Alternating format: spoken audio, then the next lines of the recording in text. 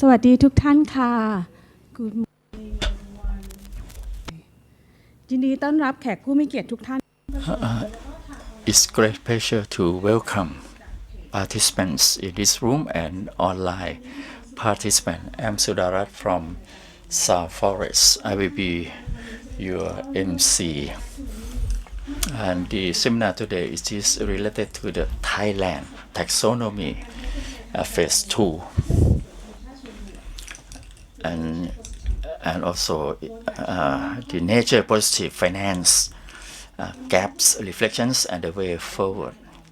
So basically, the organizer is the Zoological Society of Sal Forest and FFT, Madre, Brava, and also TDRI, Thailand Research Development. From Wichayapat. And it is the program to support the acceleration of climate change program. So may I invite the hotel to explain about the urgency. You are currently at the fifth floor or the second floor of the building. This room is a transit room. And for your safety, please be aware for the emergency exit. There are two fire exits accessibility through the transit room. One exit is on the back side, you will see on your right hand side. And the other one is located through the door on your right. Walk straight ahead and you will see it's clearly marked. Safety guideline for your emergency incident. In case of an emergency, you will hear the fire alarm. And for your safety, please take note the nearest exit fire and then follow the arrow. They will guide you to the safety outside of the building to the assembly area at the ground floor. And also we provide the fire extinguisher and fire hose are available throughout the area. If there any heavy smoke, stay low and cloud to the nearest exit. And please note, do not use the elevator when have the emergency case. We have the nearest hospital is the Bamrungrad Hospital. If you experience any problem or have an urgent issue, please contact our staff or at the front desk lobby L floor. Your safety is our first priority. Thank you very much. Thank you very much ขอบคุณค่ะ ลำดับต่อไปนะคะที่ฉันขอ Next, may I invite the senior specialist, finance specialist from ZSL, give a welcome remark.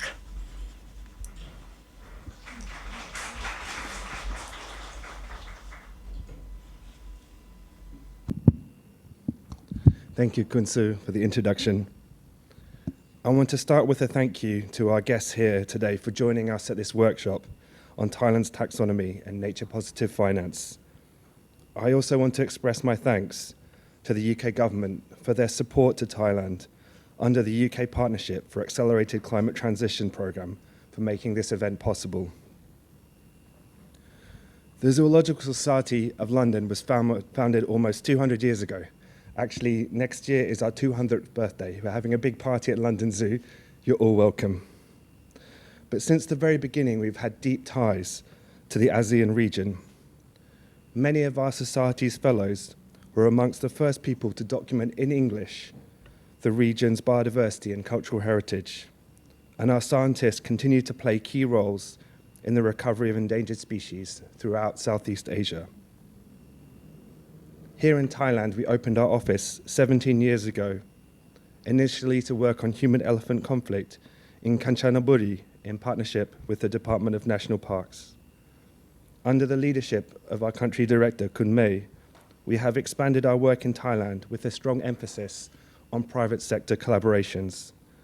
This has included the development of nature-positive value chains, such as coffee agroforestry, as well as beginning our work with the finance sector on nature. For example, last year, we ran an event with Sal Forest at the Bank of Thailand for financial institutions and why biodiversity matters.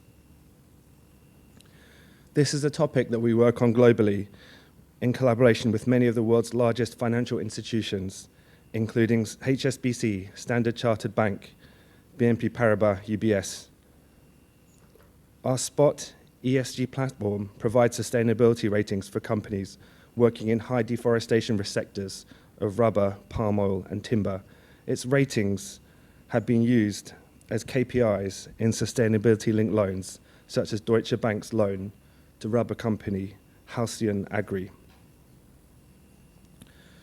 The Rhino bond that we developed and that was issued by the World Bank was the world's first nature outcomes bond. Our Coast for Sea seaweed enterprise in the Philippines was a finalist in the Earthshot Prize and has won several other awards. Now, we are very pleased to have the opportunity under the UK PAC programme to deepen our engagement with the finance sector in Thailand. We want to work with banks and regulators to help finance a nature-positive and socially inclusive climate transition for the country. We recognise that Thailand is already a leader in green finance. Issuances such as last year's sovereign sustainability-linked bond with climate KPIs, and this year's Asian Development Bank loan to Thai Union for sustainable prawn farming demonstrate this. Here at ZSL, we see an opportunity for Thailand to go even further with KPI selection and use of proceeds in its financial products to move beyond sustainability and become genuinely nature positive and socially inclusive. In delivering this project, we are delighted to partner with Sarinee and her team at Sal Forest. Their deep technical expertise and strong relationships in the country have made it a privilege to work with them and learn from them. I will now hand over to Sarinee for her remarks.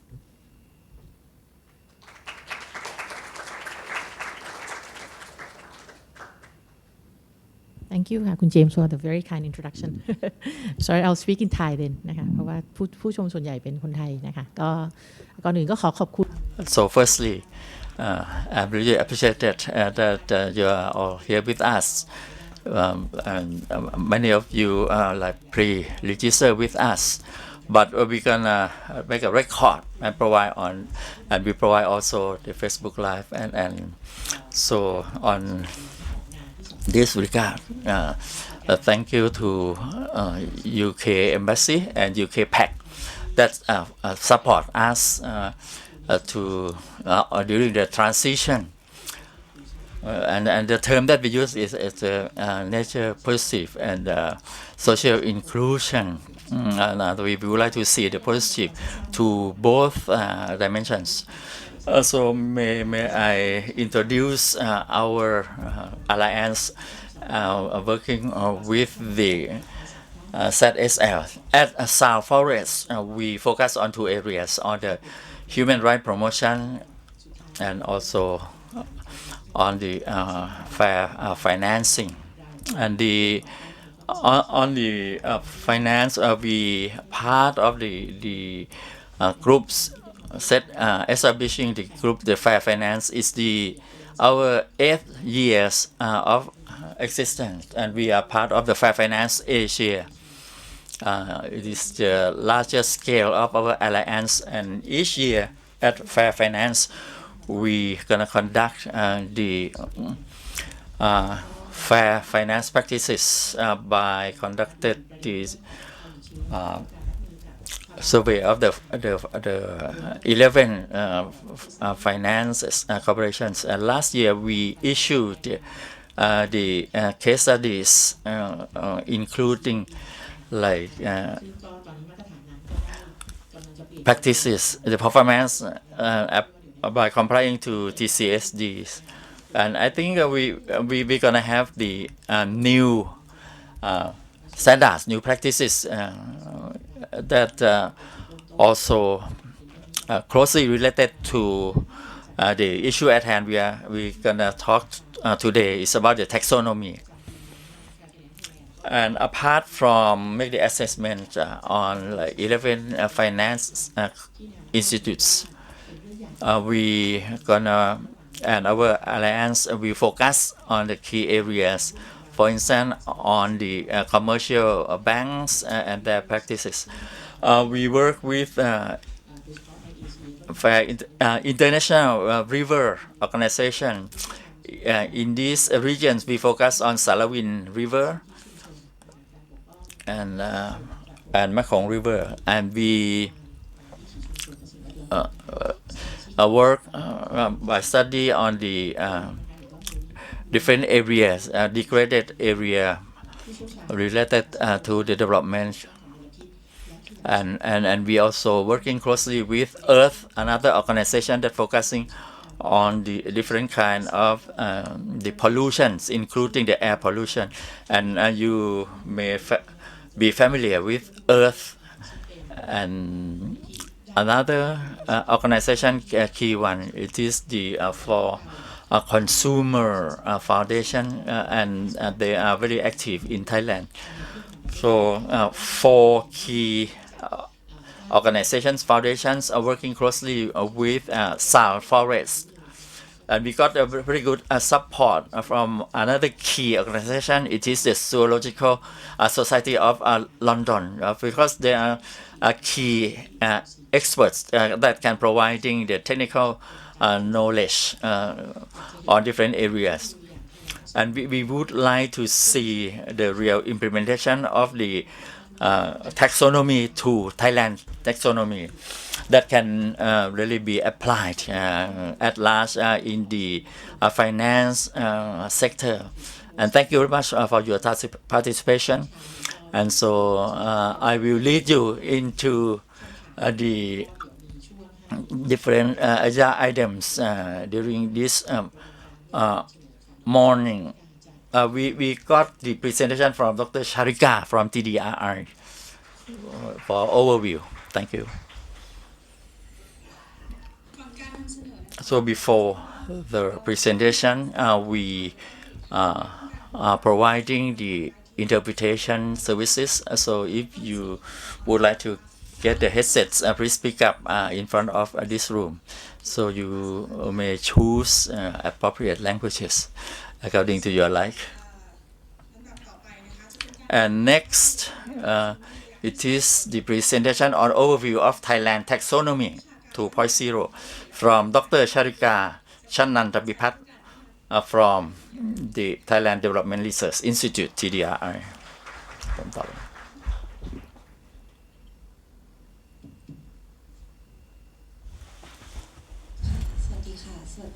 Distinguished guests, these sessions will be run in Thai, so if you haven't collected your translator kits, so you can collect at the registrations. So สวัสดีทุกท่านนะคะก็ชาริกาชนะ So greeting once again. I'm Sharika Channantabipat. I'm from TDRI. I gonna explain a little bit about how the development of Thailand Taxonomy Phase 2 2.0. So, but you know, I'm gonna focus on processes, how we prepare the taxonomy. And earlier there was the taxonomy 101, 1.0, but that's another one. I'm gonna explain a little bit about how we get the comments about the public hearings we conducted after we prepared the draft versions. So first one, I can explain a little bit. For the Thailand Taxonomy Phase 2, there are different stakeholders, different parties are working with us. And you can also check from the list of participants from the Bank of Thailand's website. So basically, there are great supporters, for instance, GIZ and ADB, but for the steering committee, and there are DCCE, that's the Department of Climate Change and Environment, and followed by BOT, SEC, and SET. They are part of the steering committee. And for Phase 2, we cover 4 sectors. And So basically, we incorporated different consultants, but they are the global level consultants, and we also indicated the domestic consultant that, for instance, the Climate Bonds Initiative (CBI) and we have local expert, for instance, Creagy Company Limited. And so, Kun Bonrod, you may be familiar with Kun Bonrod. And the fourth one, we work also with the CBIS from Chulalongkorn University. And number 5 for our consultants, it is TDRI. We got a great team. Not only the support from the international and domestic consultants, we identify and set up different working groups. And many of you in these rooms, we ask for your consultant and additional input. So there are different stakeholders involved in preparing the taxonomy. So before I deep dive to the content, so let's say that we prepare the e-learning, and we organize different sessions for taxonomy 101 and etc. But here today, on this morning, I will focus on the process and how we integrated your earlier comment, your feedback into our final version of our taxonomy. So if you would like to learn, you can visit the BOT website. We provide the YouTube e-learning module related to the basic 101 and including these all 6 sectors under the taxonomy. With regarding the preparing taxonomy phase 2, if we look at the pretty broad timelines, during the earlier 2025, we had draft 1. We organized the working group and technical expert group, and I have to thank you for all your support during the processes. And we went through different drafted versions, and after that we organized the public hearing during the October to the following January. But one thing, I haven't involved in phase 1 development, but we got the comment from phase 1. For instance, they asked for longer hearing period for phase 2, longer than phase 1, and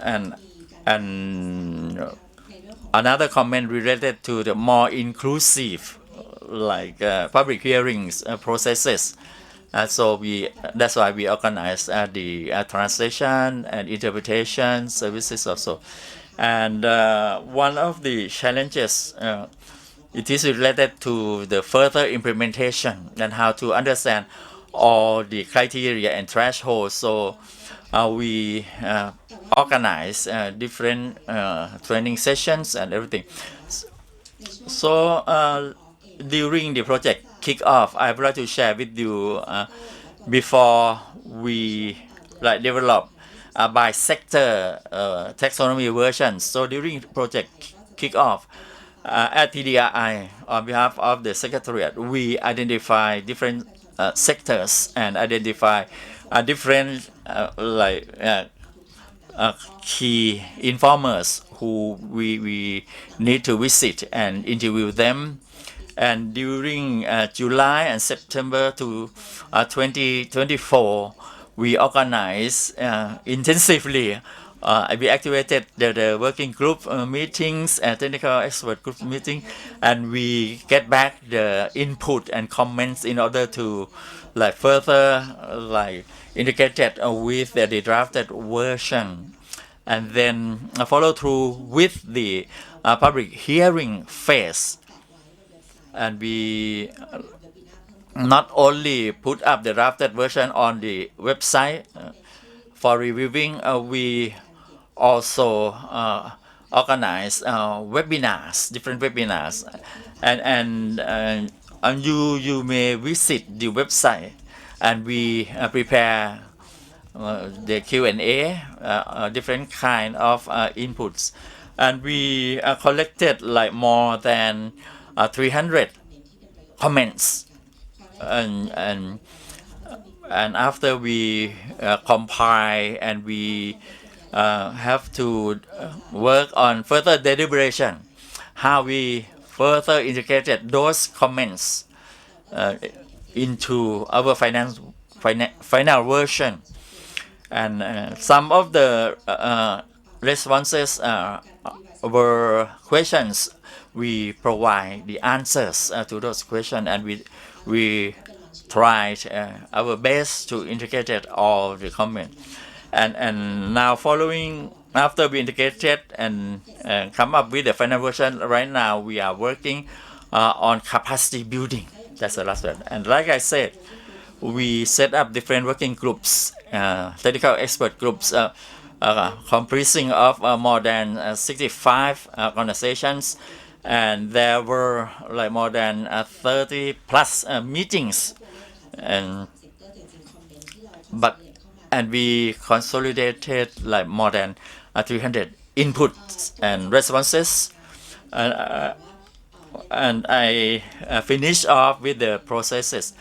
But during about 2 years of our working, we like integrated different inputs, but at the same time we also apply different the global standards, global taxonomies. So we provide you the Taxonomy 101 online e-learning course, right? But I can give you a brief introduction of our taxonomy. So I think let's go back a little bit on the climate agreements. There are different COPs meetings, but the key one is the Paris Agreement. But is agreed on the key areas on mitigation, adaptation, but we need to come up with the finance facilities, the climate finance that can support the mitigation and adaptation. So that's a key area that they are working on. So how we can like come up and identify different activities. And because in many countries, different like activities might not be like contributing to our pathway. So basically, we need to identify the activities that can contribute to the pathway, but not only to lower the global temperature, but we need to focus on the nature positive and also on the social inclusive. We heard from Kun Sarinee, and on different sustainable activities, we need to look at different areas. But there might be some like disputable areas, for instance on the technologies, on the different barriers, how we can channel the finance and to the proper areas. And there were different like instruments issued in order to direct the support finance to different activities, different economic instruments. But there are different regulatory framework, and at the same time we need to provide the kind of communication tools, so in order to like communicate to the users, consumers, so they understand about the tools. So if we focus on the green taxonomy itself, so at different platforms, the audiences think that taxonomy probably related to certain taxation, but it is not tax. It is not taxes. but it is about classification of the activities, right? Of all the the taxonomy is the classification of the green activities, but in different regions, for instance, in EU, they have the EU directives related to their green taxonomy that like classify the green and sustainable activities. So our taxonomy is a tool that can provide better information, focusing on the transforming activities. And so if the user apply the tool, they can understand whether it's fall under the red area. We use the traffic light system. For instance, we're talking about the labeling number 5. That's related to the power save. I have to tell you, for taxonomy, it is not the kind of the clean, the silver bullet, but it's one of the tools that we have to apply it with different supporting tools. For instance, in the case of issuing the bonds, green bonds, so to support certain activities, we can apply the tools so that we can understand whether that activities under the supporting program can be considered the compliant or not, and at the same time we can like grouping appropriate tech activities also. อย่างที่เรียนไปว่า taxonomy เนี่ยค่ะ Okay, like I said before, เครื่องมือนะคะที่จะช่วย taxonomy is one of the tools that can support our transition. So from the red activities that related to the high level of GHG emission, and we support the transition to lower the emission. And on the amber, we can like take those transition activities that apply different things that can lower the emission later on. But in the case the user would like to jump from the red to the green, probably it require high level of investment. It's not like practical, so they have to went through the transition period on the amber. So how they can like be like in the green on the right hand side. So let's come back to Thailand taxonomy ourselves. Under our context, there are different elements. Like I said before, at the global level, we have to take into account the Paris Agreement, focusing on adaptation, mitigation, and the finance, right? Look at our goal. So we committed the net zero in 2065, but we have to understand the pathway. We have to set up the like clear term targets, the midterm targets, in order to achieve our long-term target along our pathway. So we have to apply different tools along the way, and taxonomy is one of the tools, but the key one is the act. Right now we are in the middle of drafting the bill.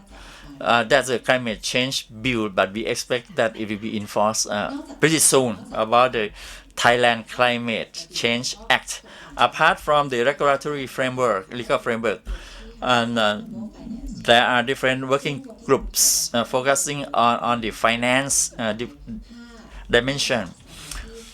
So 5 building blocks have been identified in order to support the finance instruments. So first is one thing, it is related to the fundraisers and that are interested in this area, and the investors are also interested in the green area and sustainable area. And then another one, we need to achieve the integrity and also the accountability And another key building block is this for sure. It is about the building capacities, and we have to come up with different initiatives.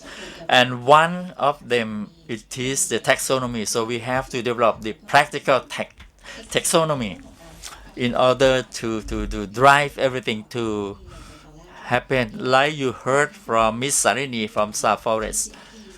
And she mentioned about TCFD apart from this one, and at the SEC there might become set up the IFIC version 2.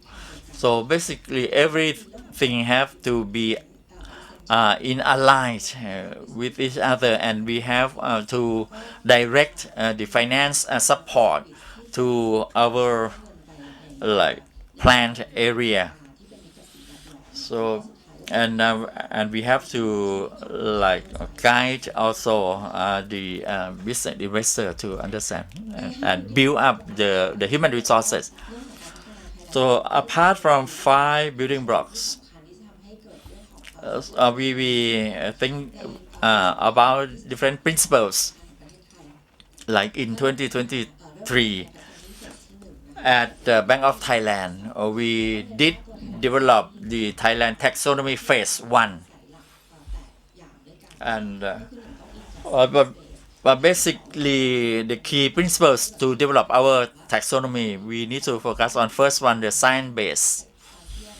And we have also to take into account different set of taxonomies. For instance, the ASEAN taxonomy, EU taxonomies, and other countries as taxonomy.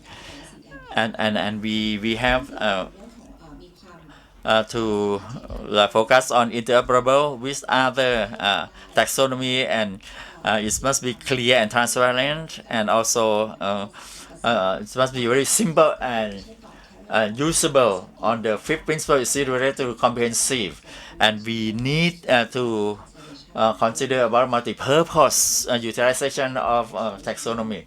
And again, on number 7, transition friendly. We also support the businesses who are in the red, so that they can be transitioned to amber and to green later on. And the last one, on the locally applicable, we focus on how to apply the taxonomy. For instance, in the agriculture sector and forest sector in Thailand, there are certain areas that they are different from the traffic system, right? Because on the agriculture sector, we apply the practice-based approach rather than the traffic light. Also, there is exception that we, for instance, forestry under the agriculture exception the uses of the traffic light system. So apart from the environmental consideration, so if we deep dive a little bit on the science base, on the first principles, apart from we have to tailor into Thai context, we have to focus our taxonomy. It is a living document, because in the near future, for instance, there might be the new technology because of the advancements of the technology, and our taxonomy have to reflect the new technology. So for different activities that we put into our taxonomy, we have to apply 6 objectives that from EO1 to EO6. For instance, EO1, it is a climate change mitigation, right? So most of the time, our Thailand taxonomy, we focus on EO1. But on certain areas, we focus on EO4 or EO5, right? But a different set of activities, we may apply different objectives. Apart from the 6 objectives we have to achieve, we also need to take into account the key concept. It is about the do no significant harm, or DNSH, right? For instance, I give you an example because for the installation of the solar farm, right? For the development program, need the investment on that area, but we have to think about that solar farm must not deforest areas or enclose the forest and cause the negative impacts. So that's the concept of the NSH. Another concept, it is about the MSS, the minimum social safeguards. So for instance, we have to take into account about the avoiding the violation of the human rights and also the labor rights. So we need to focus on the alignment of the activities to the local practice and local concept. And like I said, there are 6 sectors under our Thai technology. For energy and transportation, it is the first phase that already done. For phase 2, we cover the 4 sectors. And those sectors are the key contributors to the decarbonization pathway, right? And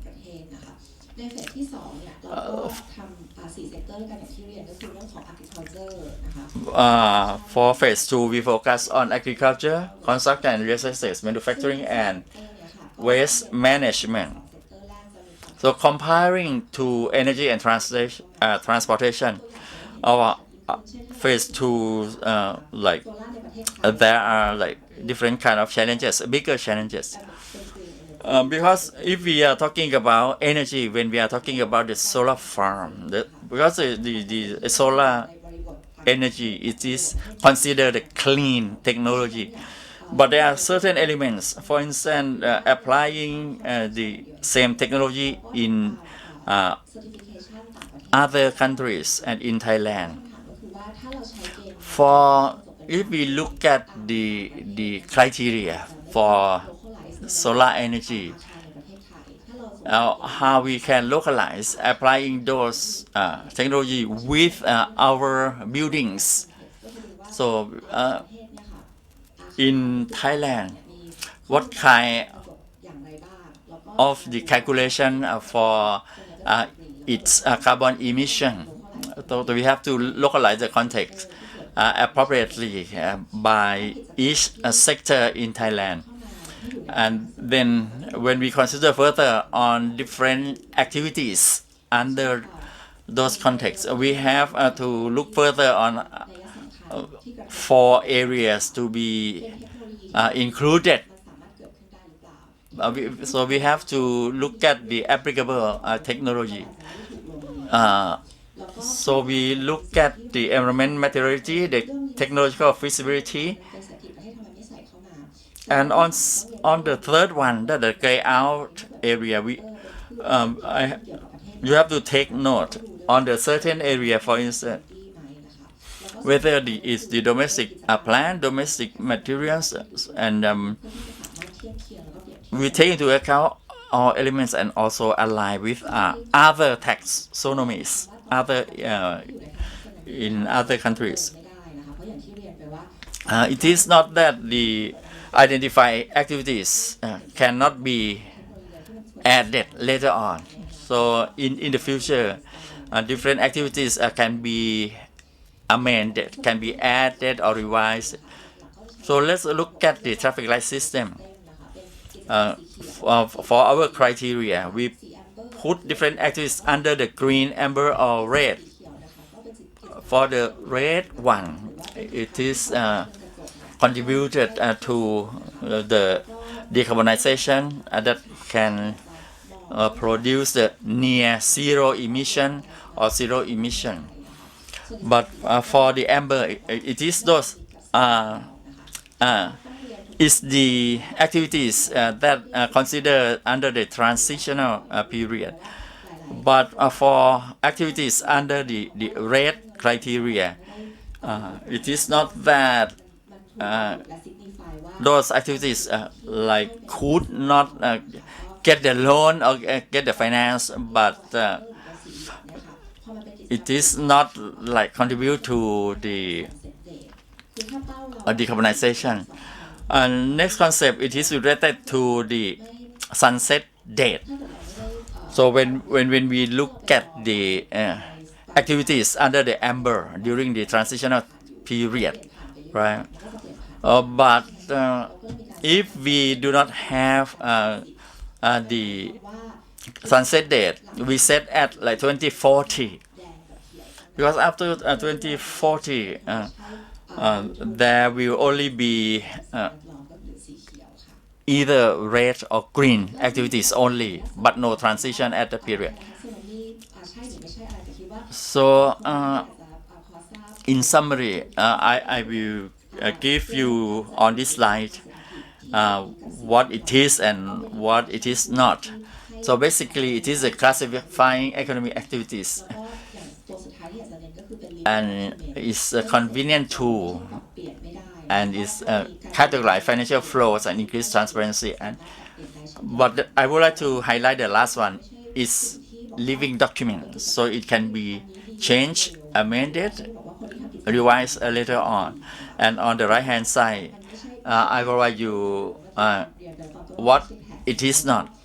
Firstly, I have to highlight it is not tax, not related to taxation, and it's only the tool for assessing the financial and economic characteristics. หรือว่า So for the Thailand taxonomy, do we have any use cases and what are the benefits? So I would like to share with everyone about the benefits of what we have learned from some of the use cases. So for the benefits or advantages, for example, if we have the green activities or the projects that are considered environmental friendly, we may encourage those activities to gain better access to financing. And there are several things that many organizations have implemented internally. So for example, whether we should invest in red spaces or red activities, and if you do so, you will have a lot of red activities in the future, and that may affect your portfolio as well.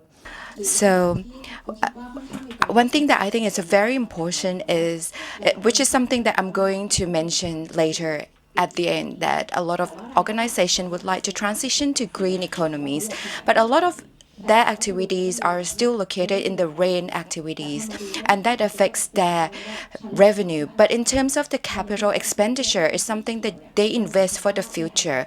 So this means that in the future, you may expect that the revenue in the future will come from the green activities in the future, because what you invest today, you may not reap the benefits today, but it will come in the future. So that's something that you can see that it can be something that you can take into consideration for your asset investment. So next up is the examples of applications and users. For example, first issuance of green finance instruments or green bonds or green loans. Second is disclosure, external and internal disclosure of your organization. Or you can use it for processing and classifying of data to see how much or the proportion of your revenue that is considered as green revenue and can be used as the consideration for your future investment. And another application is guide development and regulations. What kind of applications or activities that will be eligible for grants or financing of the future. So for those who can apply taxonomies, they're not just financial เดียวกันนะคะ อันนี้จะขอ organizations as well. And this is about example of applications and users, which can be found on the BOT website. And these are some of the examples of use cases coming from 4 organizations. And as you can see here, for BEM also use taxonomy as the framework for green bond issuance. And for Thai Union, they also use taxonomy phase 2 in the agricultural sector to help structuring their loan and their work in crustaceans farming and sustainability. And we also have examples for BGRIM that implemented taxonomy phase 1. As you can see here that the majority of the revenue is in red because due to the activities that are considered in that space. But as you can see on the slide that as they transition to green asset, they start accumulating more of the green asset. So with these changes, and when we talk about this kind of example to other organizations, this is something that the investor or those who use the data can visualize how the transition will take place. Also on the left, lower left, this is the climate change bill or the climate change regulations that also talks about the climate change sectors that involves taxonomy application that may be applied for the financing in the future. So for the last slide of my presentation is which will set the stage for the partner discussion. Everything that I have shared with you for the past 1 year of taxonomy phase 2, the public hearing results that we have received as shown on the slide here. We have received public hearings from many sectors, number of comments. We have over hundreds of comments from agricultural sector, construction, real estate, manufacturing, and waste management sectors as well. And most of the comments received are about technical issues. For example, what do you mean by this? Can you please clarify this? Or a suggestion for revising a certain part of the taxonomy documents. And some may also give comments regarding the DNSH or MSS. And for the working committee, we have responded to many of the comments, but I would like to highlight that we do collect all the comments that we have received in our database. For our response, we do clarify the questions. A lot of comments are questions sent to us, and all those comments will be gathered in the FAQ, and you can access all the comments that we have received as well. For the proposed revision that we have received as part of the comments, we have included that in the taxonomy.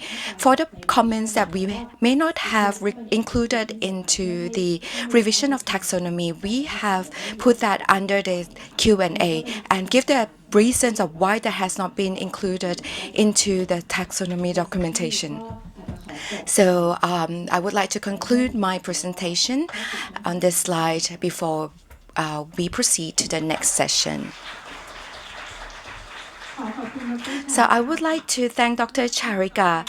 Next up, we're going to take the morning tea break, and please come back to the meeting room at 10:35. It's about coffee break, so please be back again at 10:35 ค่ะขอบคุณค่ะสำหรับช่วงคำถามของเซสชันเมื่อกี้นะคะสามารถ So for any Q&A or any questions that you may have, you may raise your questions during the panel discussion after the break. Thank you.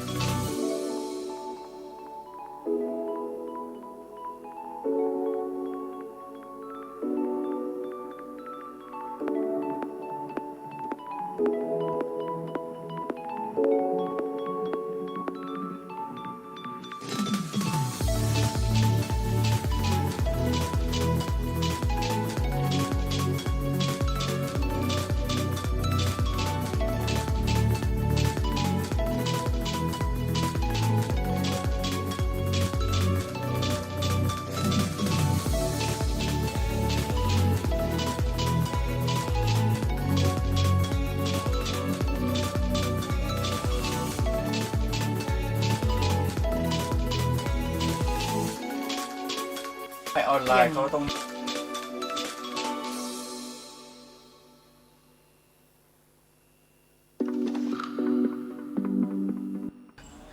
อย่างนี้ใช่ไหม ใช่ตอนที่อาจารย์แปลครับ ใช่ ตอนนี้ผิดครับ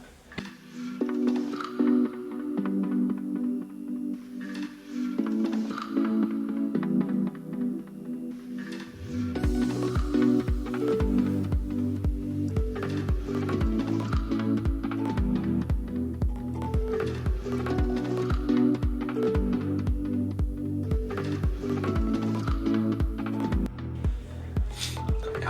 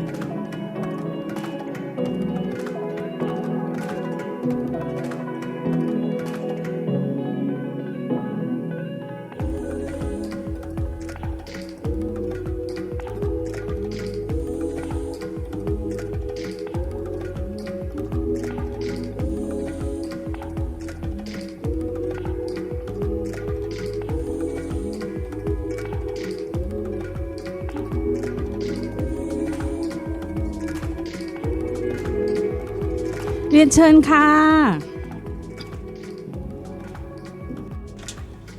Can I please invite all the participants to come back to the meeting room for the next session?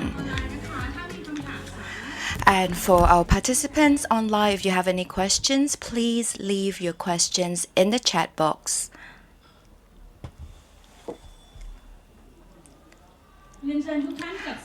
May I please invite all the participants to come back to the meeting room? Thank you.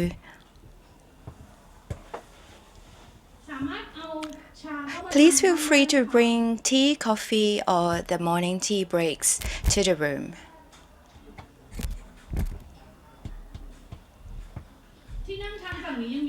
And we still have some available seats on my right-hand side.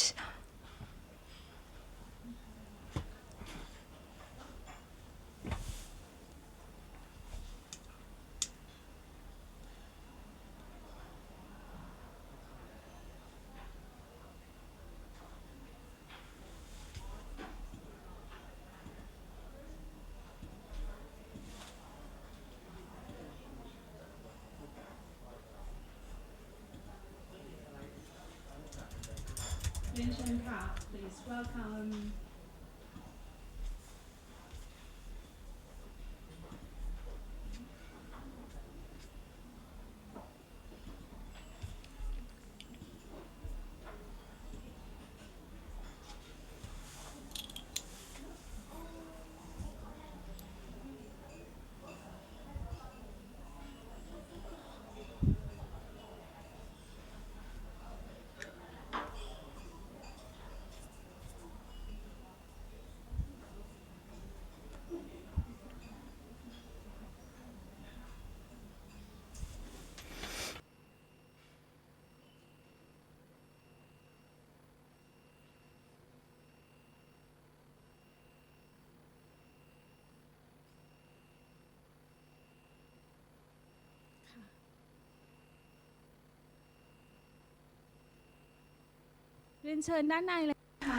May I please invite all the participants to return to the room? Thank you.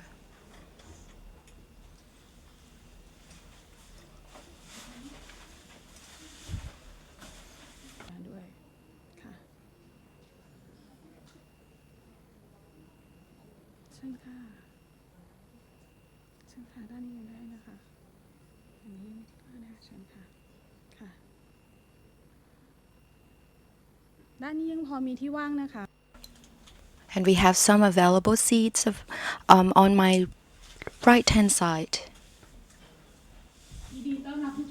So once again, welcome back to the meeting, and in this session is the panel discussion regarding Taxonomy Thailand 2.0, and this is the space for organizations to share their thoughts regarding gaps and concerns in Taxonomy 2.0, and we will get to hear about roles of CSO and their reflections.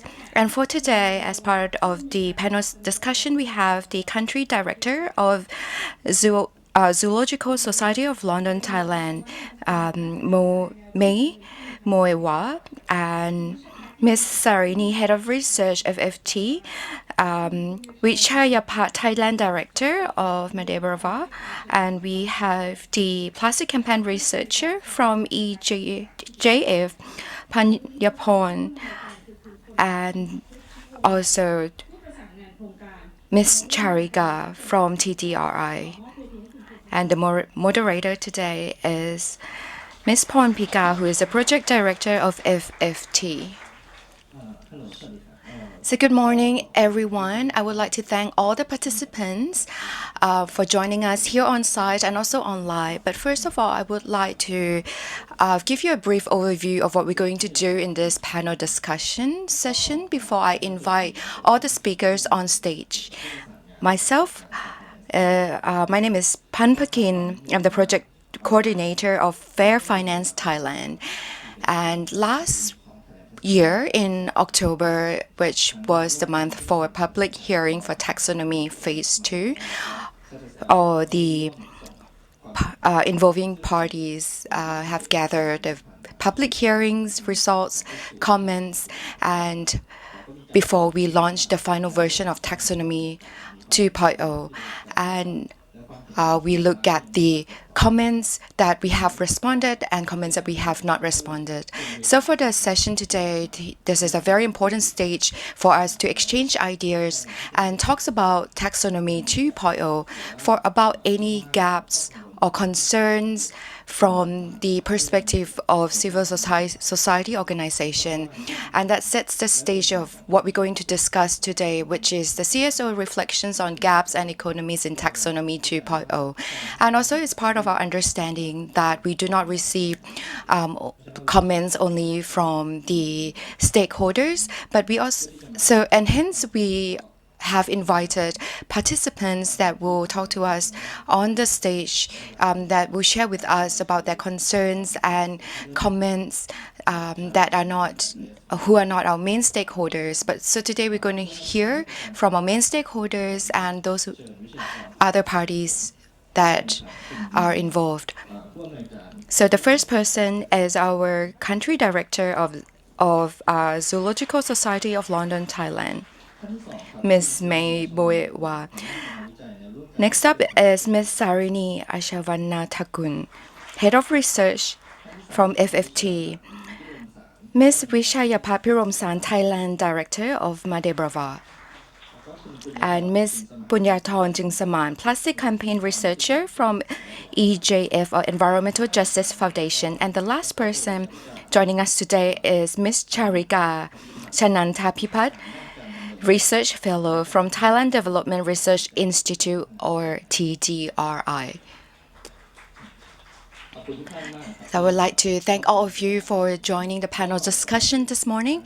So first of all, before we proceed, so if you have any questions, either from those who are here with us in the meeting on site or those who join us online, please feel free to send us questions or comments that you may have. So first of all, I would like to hear your inputs regarding the gaps and concerns in Taxonomy 2.0 after you have read the Taxonomy 2.0, the final version. So may I first ask Ms. Yu regarding the governance, transparency, and greenwashing risks due to acceptance of remedial plans and lack of public disclosure. What are the most pressing governance and integrity gaps in the current taxonomy? And I'm going to speak very slowly so that the interpreters can catch up. So I would like to give you a bit of background. For Fair Finance Thailand, this is not the first time that we provide comments to the Working Committee to Taxonomy 2.0. So about 2 years ago, there were transportation sectors and energy sectors. We have sent our comments of these two sectors to Taxonomy 2.0 Working Committee. And for us, as part of the CSO, we follow up with the work involving in sustainability. So we would like to share our comments. But for this round, it is a bit more complex, and it's not just climate mitigation, but also involved in other sectors, environmental targets. So we see that the important points that we have highlighted in phase 1, which is do no significant harm and minimum social safeguards. It's something that we need to add more details into that to be more comprehensive, so that we will cover all the 6 major environmental targets.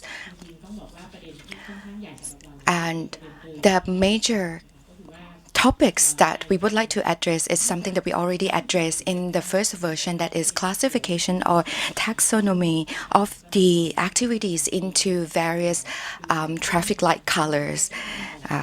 But of course, we need to prioritize the do no significant harm principles and the minimum social safeguards. And if there are any obstacles, still those who are involved, they can use the traffic lights principles, but they need to come up with a mitigation plan to reduce or minimize the impacts that offers clarity for the implementation with a time frame of 3 years. So comparing with the first draft about 2 years ago, we have seen a lot of progresses. The first time that we received that we sent in our comments, a lot of details, missing details in terms of the time frame when the project should be completed, and the mitigation plans do not base on any international guidelines.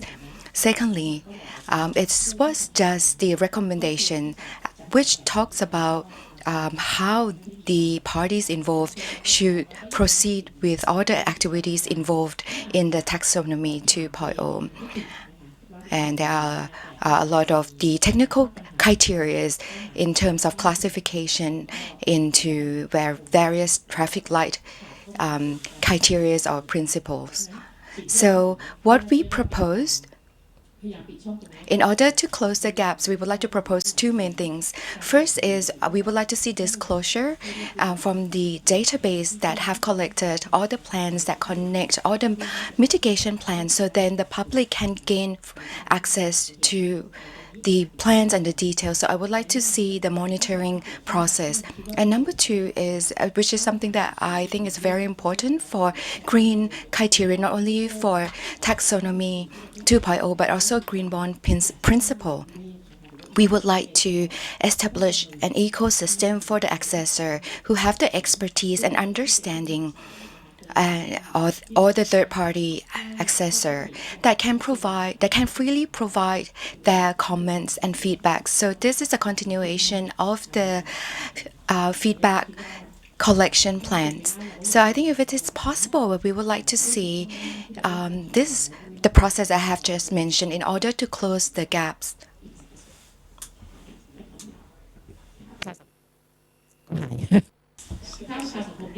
So from the feedback from the CSO, we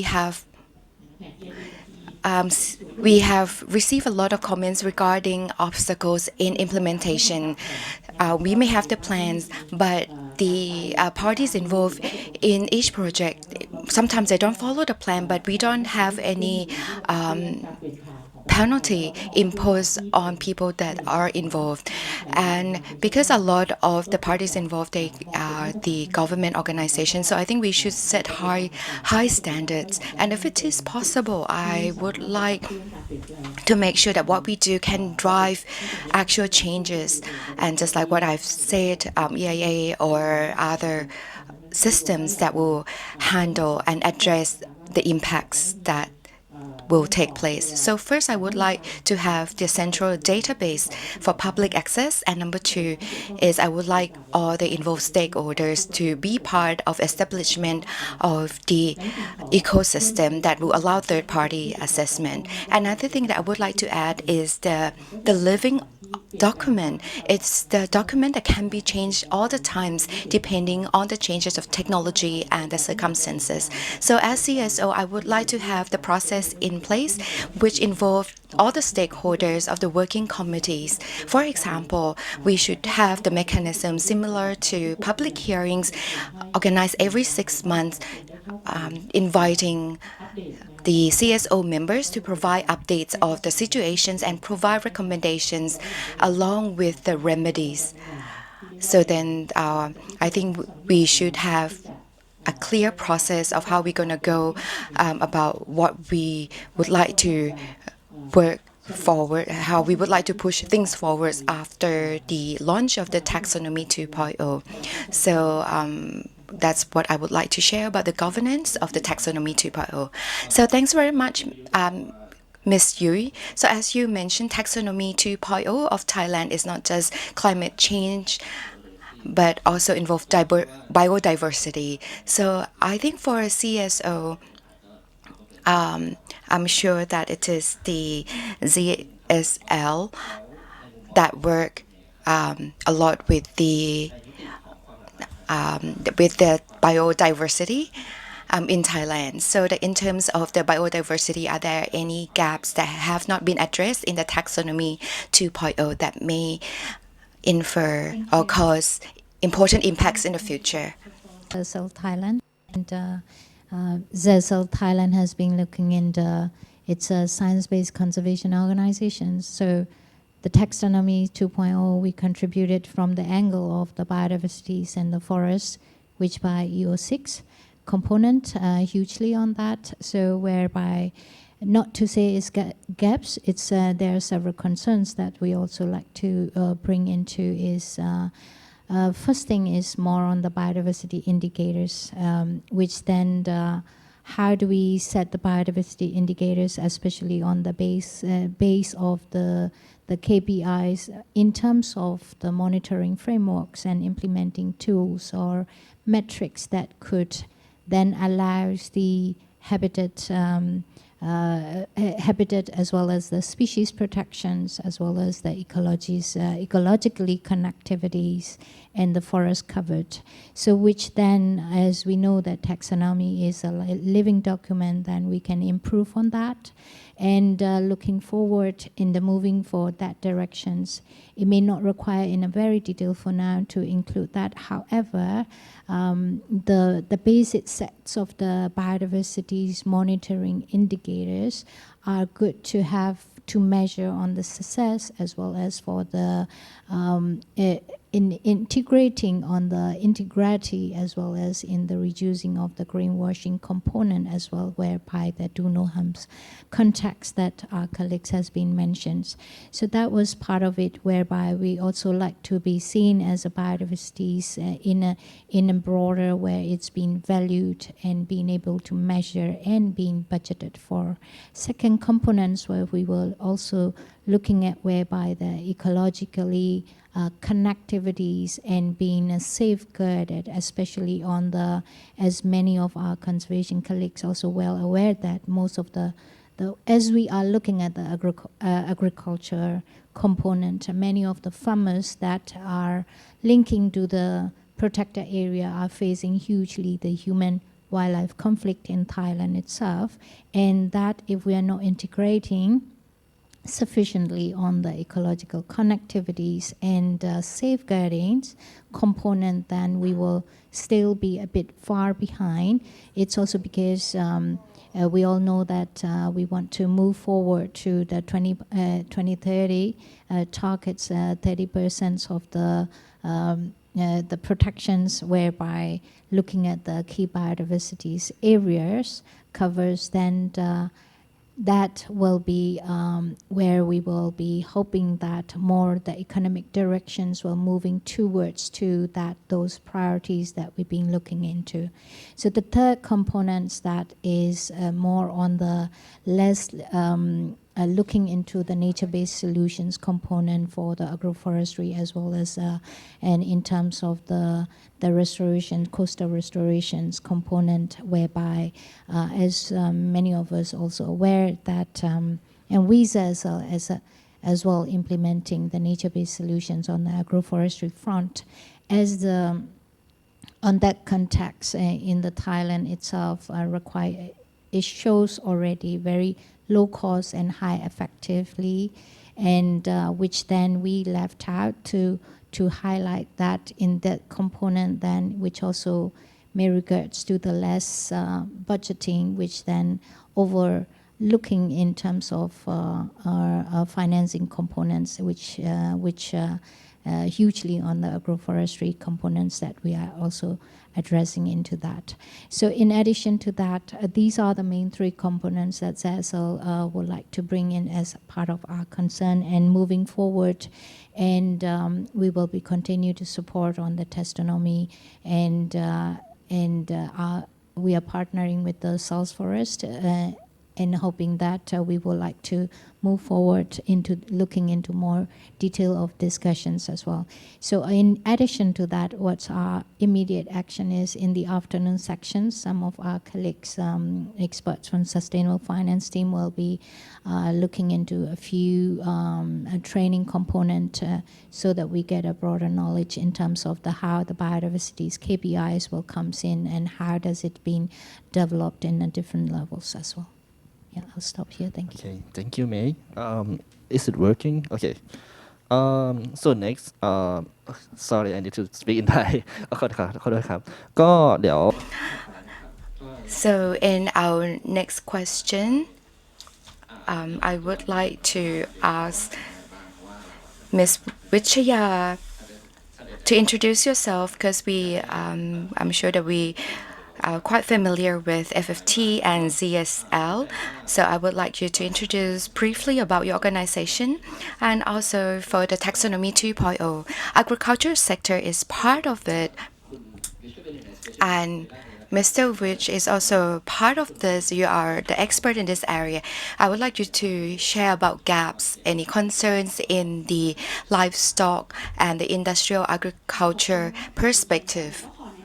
So thank you very much for the questions. First of all, I would like to introduce my organization, Madre Brava, and I've been asked to give the feedback on Taxonomy 2.0 regarding the agriculture sector. So Madre Brava, we are the organization focusing on environmental protection. It is our mission to drive changes in the food production system and to ensure sustainability, better for human health, better for animals, and also better for the world.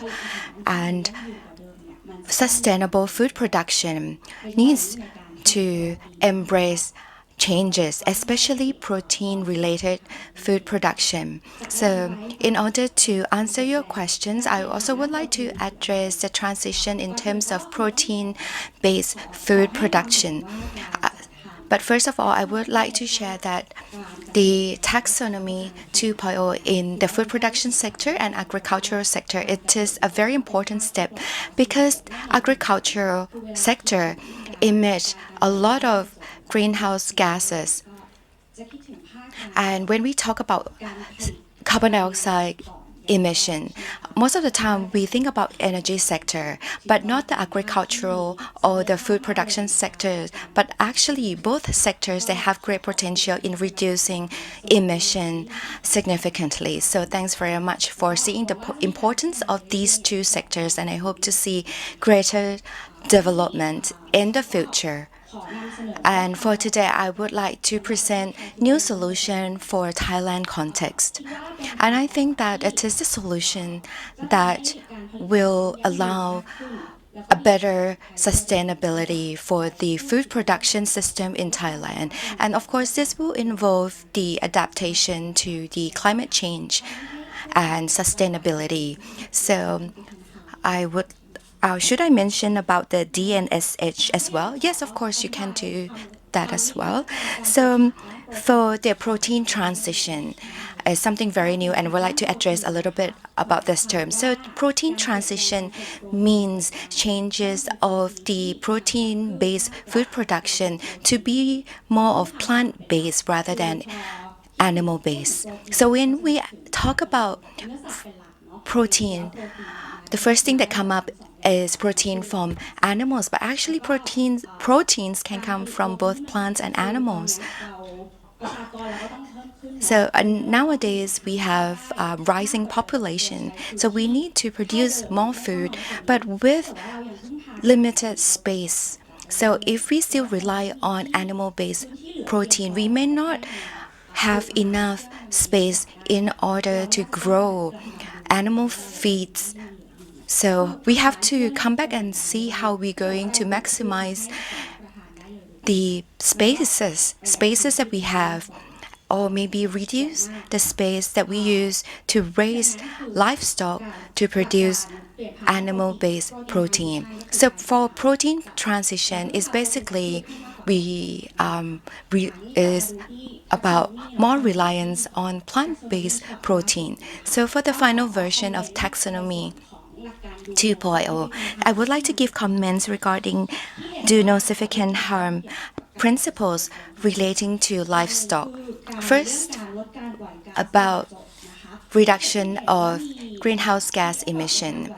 And I have seen the efforts in reducing emission in many of the livestock lands. For example, reducing any gas emission in the GI tract of the animals. But this only focus on the emission from the livestock land. But in the part of the production of the animal feeds, The process also produces carbon emission, and it can produce high risk in terms of invasion of the land area or the forest area in order to grow plants for animal feeds. So the best way to reduce carbon emission is to reduce the number of the animals and rely more on the plant-based protein. Second is adaptation to climate change. As I mentioned earlier, I have data to support my claim. เป็นถึง10,000 ล้านคนนะคะดังนั้น We're going to see rise in the number of the population in 2050. So we have to find a new way to produce sufficient. We need to find the area to produce sufficient food to feed all the people. Because we may not be able to increase the size of the lands or the spaces to grow, to produce food for people. And of course, all the lands will be affected by climate changes. And productivity that we receive per land area can be reduced due to the impact of the climate change. So we need to change our focus.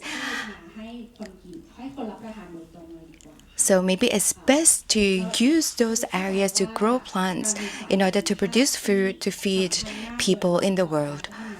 And of course, this is very important to Thailand's economy. But another aspect that we need to consider is in the future, the climate change may negatively impact the productivity per land space. And hence, the price of food will be higher. And the cost of the livestock will be higher as well. The change of how we produce food or raise livestock and animals has to be changed. Do I still have time? And next up is the animal welfare.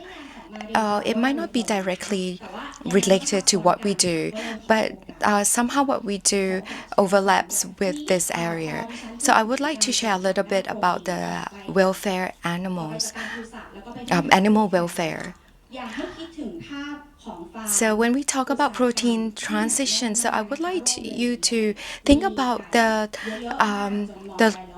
livestock area that has high concentration of animals with the cages that raise chickens, layers and layers of cages. So this kind of high concentration farm, we do not only address about the hybrid type of livestock farming, but also I would like you to also imagine about how they're going to change how they raise animals and also transition into a new way of livestock raising. It is possible that the farmers, they can base their practice on 5 freedom and take that into consideration of what they do. For example, limited spaces of animal raising, or the resistance of antibiotics. And that could lead to higher reliance of antibiotics instead of focusing on prevention. And that does not contribute to environmental friendly protein transition or sustainability of protein transition. แล้วก็มีอีกภาคหนึ่งที่สำคัญ So let's go to the next sector. It is about the waste management, and also another one is the manufacturing sector. So let's ask further another panelists what kind of the gaps in those sectors, what kind of impacts from those sectors. Sorry about that. I'm from Environmental Justice Foundation. I'm the researcher on the plastic program. So we conducted research from end to end of the life cycle of different plastics, but we do not only focus on the waste management, though we try to identify the practicable solution. and we have to understand the utilization and consumption of plastic. So we focus on two areas. The first one on the waste, and another one on the production, actually, or the production of the plastic. And Thailand ranked number 6 of the plastic production, and in particular production of plastic from Rayong province and from Regency Board area. So actually we have to focus on different objectives from different EO, right? We understand. We have to understand about the reclamation of the area in order to build a new port, right? So the impacts will fall to the fishermen, and but we have to understand also the plastic related to the fossil fuel, right? And one of our comment, it is focused on the production of the primary plastic. It's 5.9 million tons per year, and it's the activities in the red light, right? So we have to understand different interventions in many dimensions, including the recycle and other, and on the RDS, on the how we can use those waste into producing the fuel, the WTE. Actually, we expect to have a more number of the WTE plants in the near future. And if we look overseas, and there are like 70 programs that are going to make the waste to energy in other countries, and in Thailand we will follow the same areas. And in terms of the concept, those WTE activities are considered in red because different plants will use waste as an input in order to produce energy, similar to other countries. So in the case of the energy build power plant, for those RDS, those plants will be the long-term program, at least 20 years of the commission period. But at the same time, we have to focus on the policy to lower waste produced. I can give you the examples in Denmark. They build the incinerators, build different power plants on the waste, right? They were very successful, and they import waste from other countries, in order to feed into those incinerators. And the next one from Shanghai, they can lower the waste. They have the zero waste produced.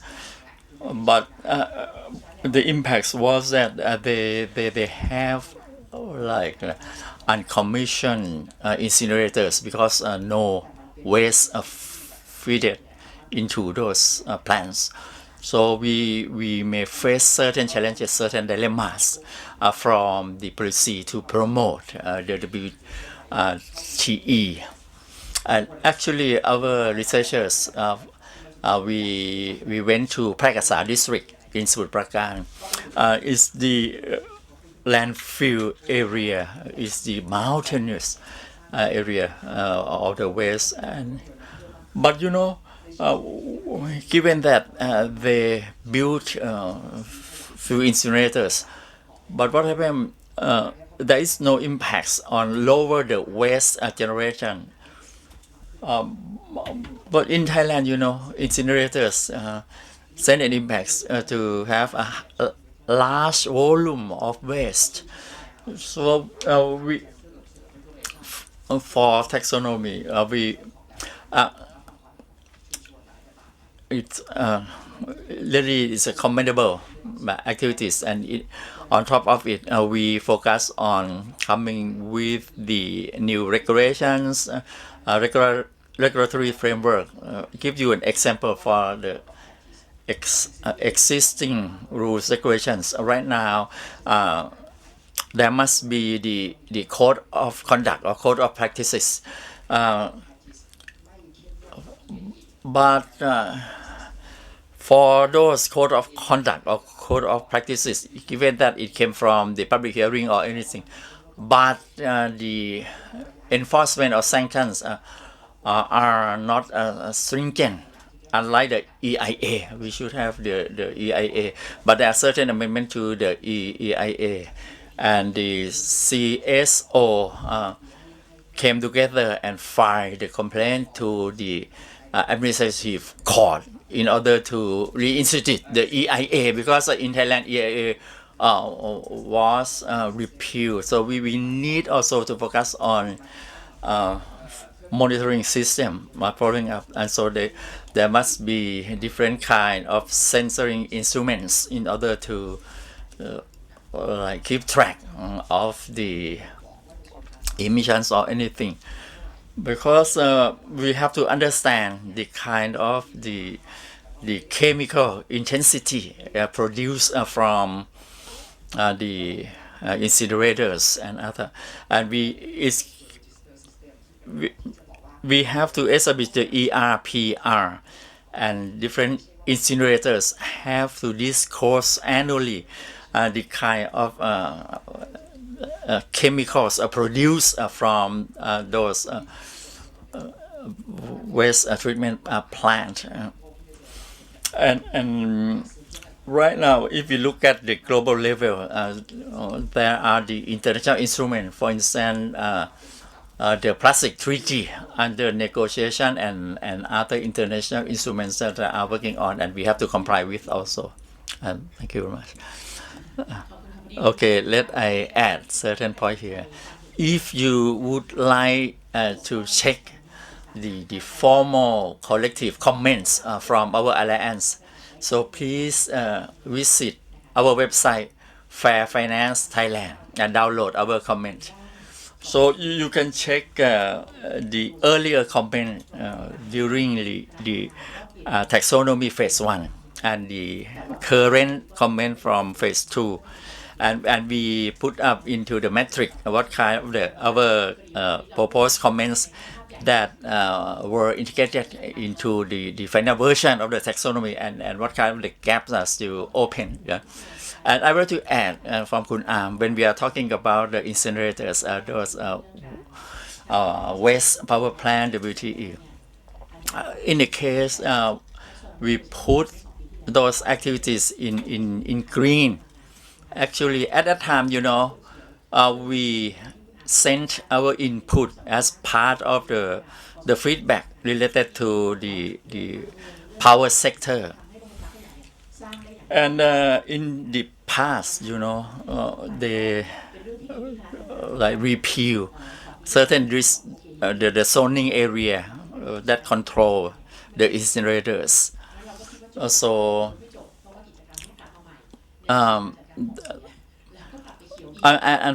during the phase 2 of taxonomy, we observed that certain activities pop up again under the waste management.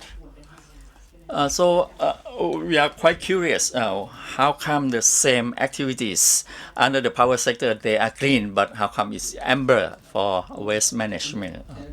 Thank you very much from listening to for panelists. I think we took note lots of points raised. So let's coming back here from the TDRI. What kind of the input you collect, different comments you collected earlier?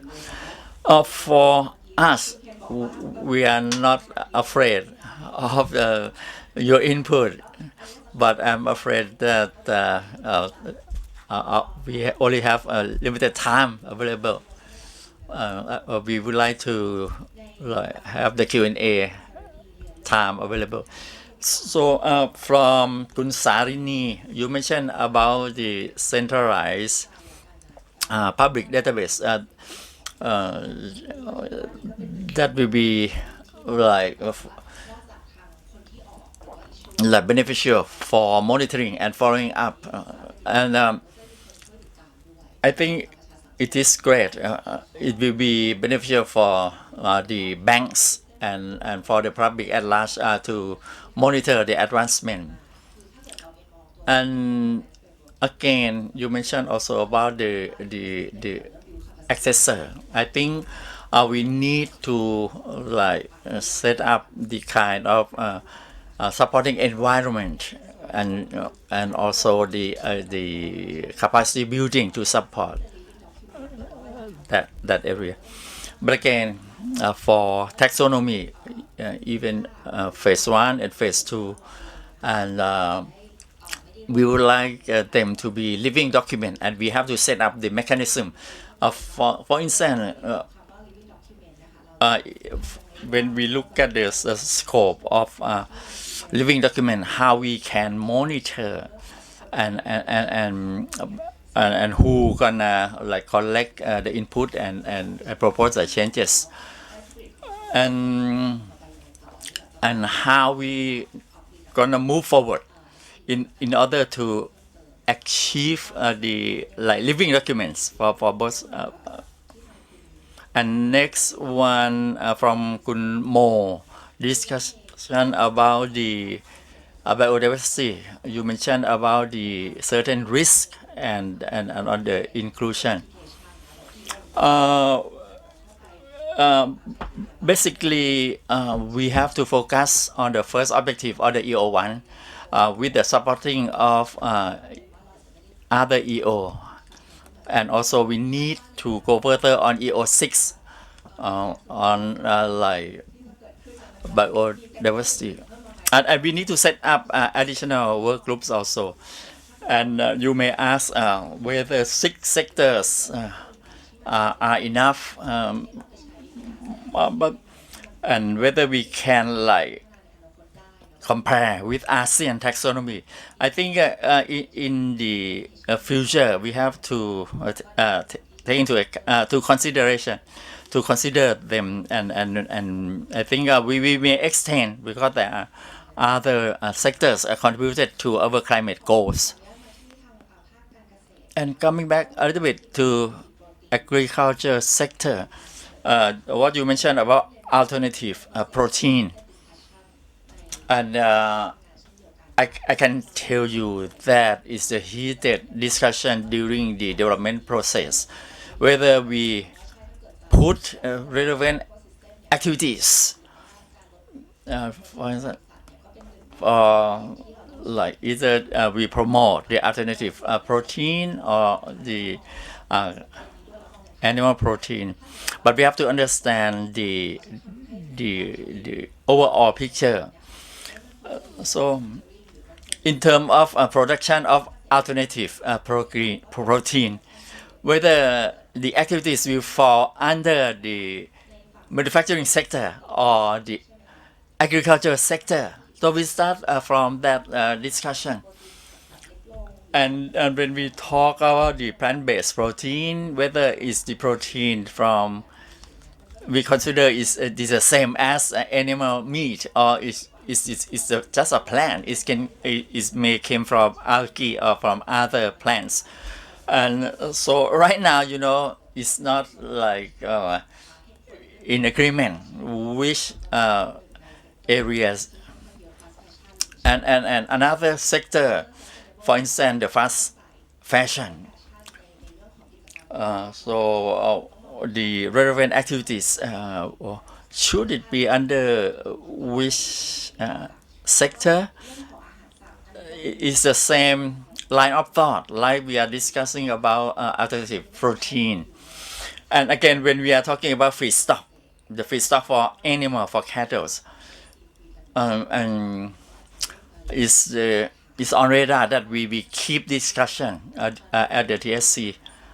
And for instance, when we're talking about the feedstock production businesses, in the and if they gonna promote these activities, but it create harm to other sectors. So it will not pass the DNSH criteria.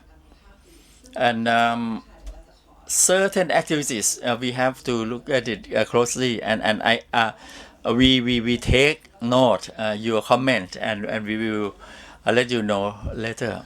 The next one you mentioned about plastic production. In terms of waste to energy, WTE, we consider the relevant activities under waste management sector, and activities under the green one.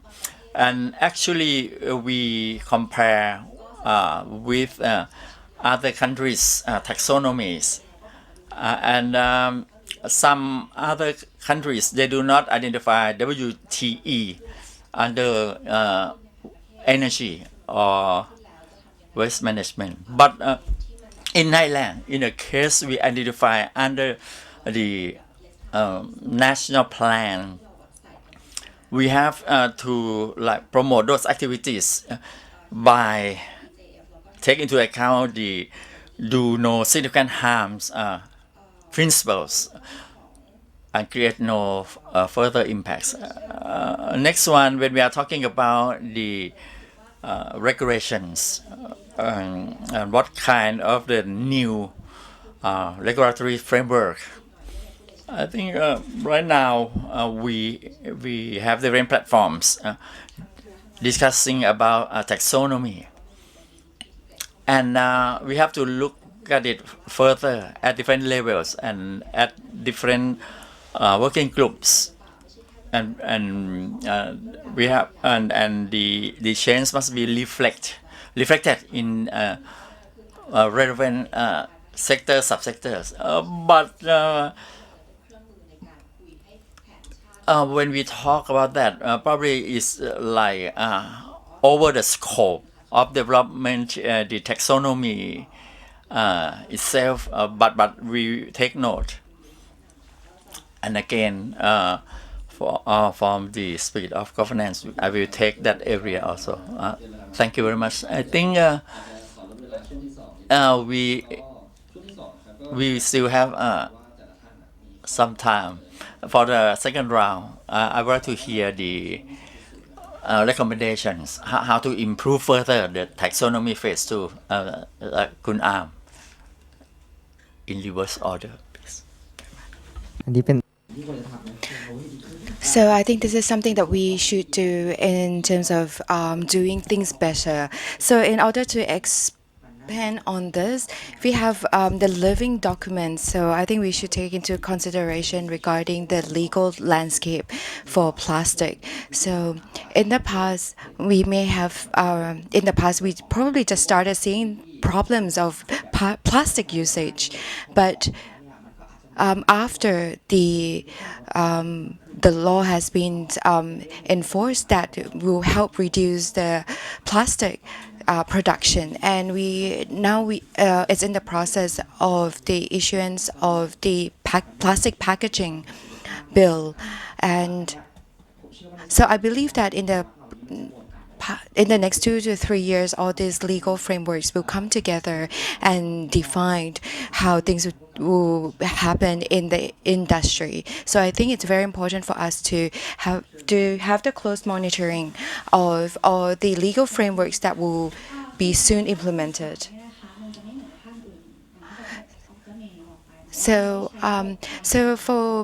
for me, what I would like to share regarding the agricultural sector, so we don't rely on the traffic light principles, but practice-based principles. So that could introduce gaps for the animal agriculture industry. It could be something that is environmental friendly, for example, poultry raising industry. For the activities at the intermediate or advanced level, I think we need to focus on making it more sustainable. I don't recommend using the traffic light principles, but I think this will be our homework for our organization of what principles that we can implement further in order to close the gaps to prevent animal agriculture industry or reduce the impact of such industry. And for me, actually, I have addressed a lot of things, but the first thing I would like to add on to what I have already said is I think we need to have the standards of carbon accounting principles in place.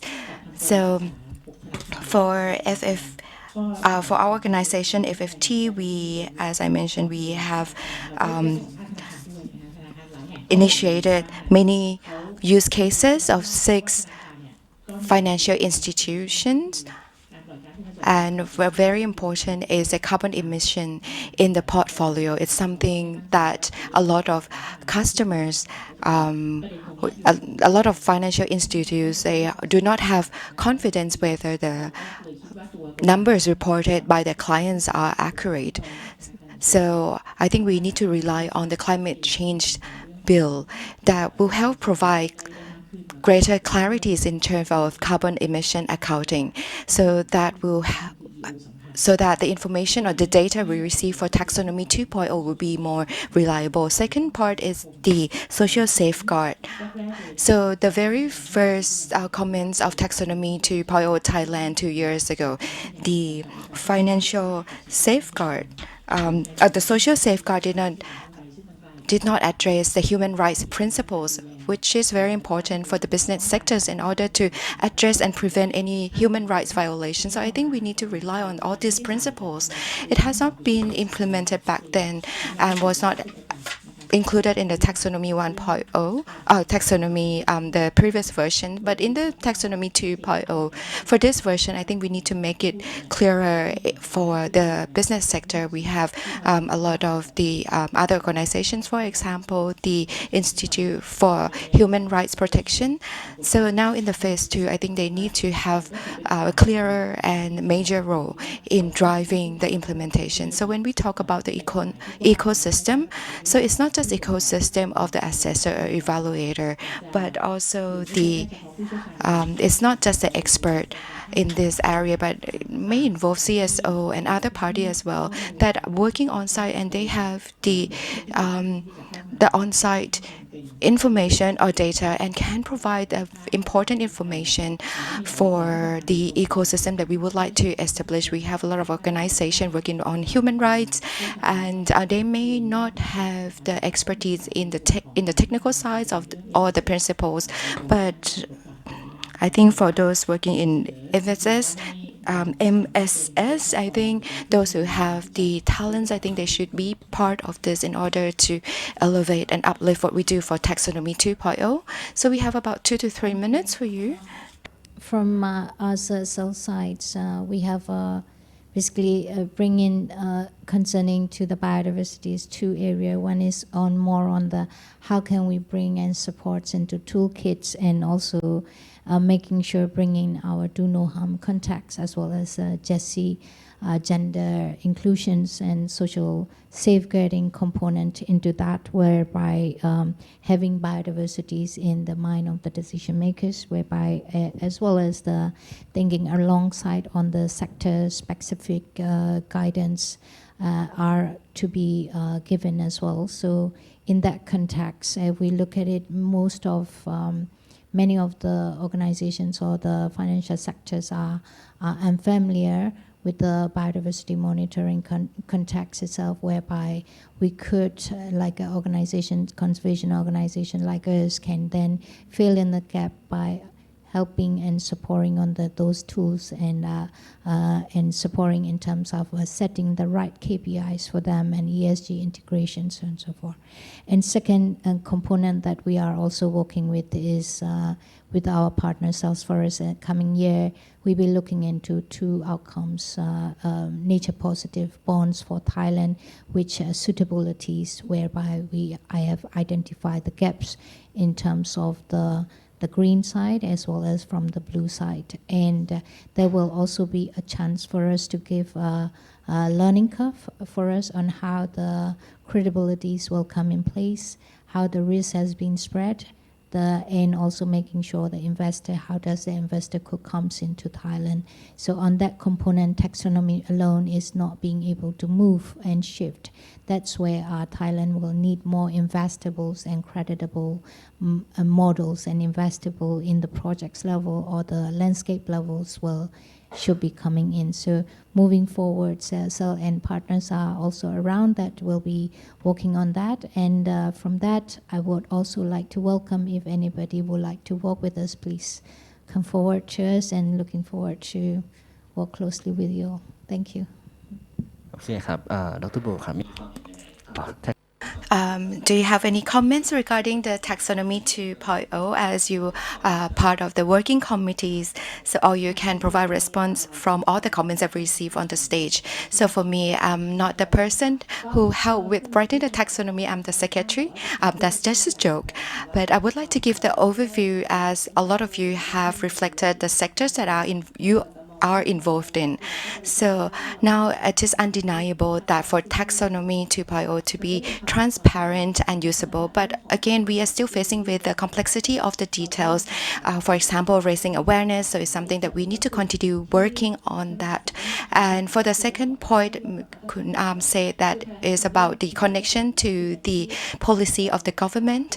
So for us, Taxonomy 2.0 is the information tool, but it should not be discontinued from other tools or other ecosystem. If there's any regulations in terms of the accessing to database or information, and then we can provide a connection to other tools or build the same ecosystem. It should be in the same framework, in the same picture, because for us, we kind of build each jigsaw pieces one by one. And that can pose a lot of challenges, because for how we're going to combine and connect all the pieces together is sometimes there will be new acts or new legal bills. But however, if we can put all the components into the same pictures, then it will going to be easier for us to understand the connectivity of all the work that has done by each stakeholder. Another part I would like to say is about implementation from the working committee or the stakeholders.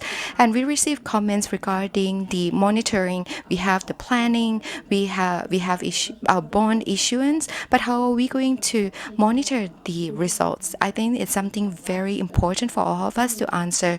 So after we have issued the instruments, how are we going to monitor the outcomes? So I think that comes back to the governance. So if we have the platform that can gather all the issues, all the tools, it will help us to be able to have one-stop place that we can obtain all the information and gain the access to important details. So, for the online participants, if you have any questions, please send in your questions. And also all the participants in the meeting room, if you have any questions, now the stage is yours. So may I take the first question from the participant on my right-hand side.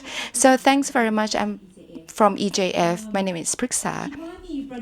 So there are main points that I would like to invite all of you to look into specifically, especially third-party assessor. I'm not sure if I use the right term, especially the point that Ms. Yu mentioned about do no significant harm and minimum social safeguards, which is the first button in evaluating other sectors, many sectors, especially the business sectors. So what I see is from EGF point of view, these two standards, if we have the transparent database in reporting mitigation process, it's not sufficient. And we would like to understand more the process of the third-party assessor. One person mentioned about the governance that we should improve on the living documents. But for the CSO, we have seen that many issues can be weighted. For example, landscape change in terms of policies or the legal frameworks. We understand that is something that can be weighted in order to gain a clearer direction of the taxonomy 2.0.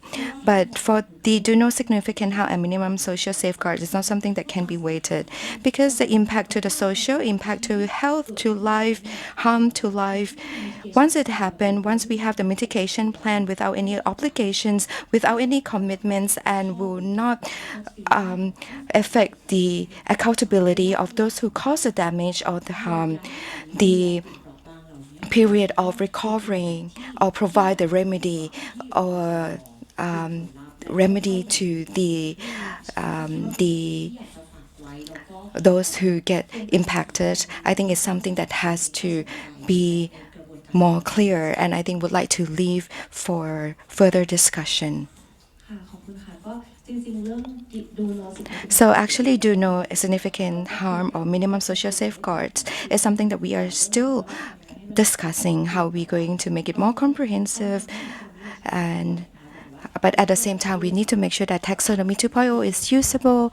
So I do understand your point of views from CSO and the concerns from all of you. So for ASEAN criteria, it's 5 years, but for Thailand, our framework is only 3 years. And we don't want to just be reactive, waiting for things to happen, plan, and then solve it. But we want to take a more proactive role. How do we prevent impacts from occurring? But for whatever that has already been issues, either bond or other instruments, but none of them has limited compliance.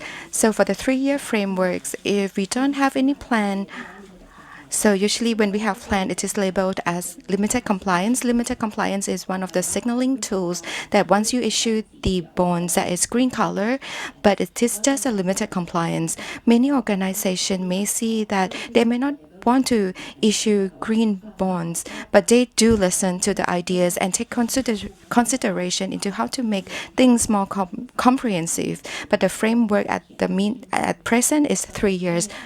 So we are not talking about minimum laws and regulation, of course, that has to be enforced, but we may need the criteria to govern all the activities that we are doing. So for the next person, my name is Suksiri from the Industrial Development Organization of United Nations. So thank you for the invitation today. So from what I understand, that when you work on taxonomy, we have organization called UNIDO that takes part in the discussion as well, and also provided input to the taxonomy 2.0. So actually what I would like to say is not a question, but probably would like clarity for what we do not understand, which is related to UNIDO. What I don't understand is that for the taxonomy that we have, do we take into consideration of overseas supply chain? Because first, for example, solar cells, which is an example that you provided. So it's a sample that we use in the discussion.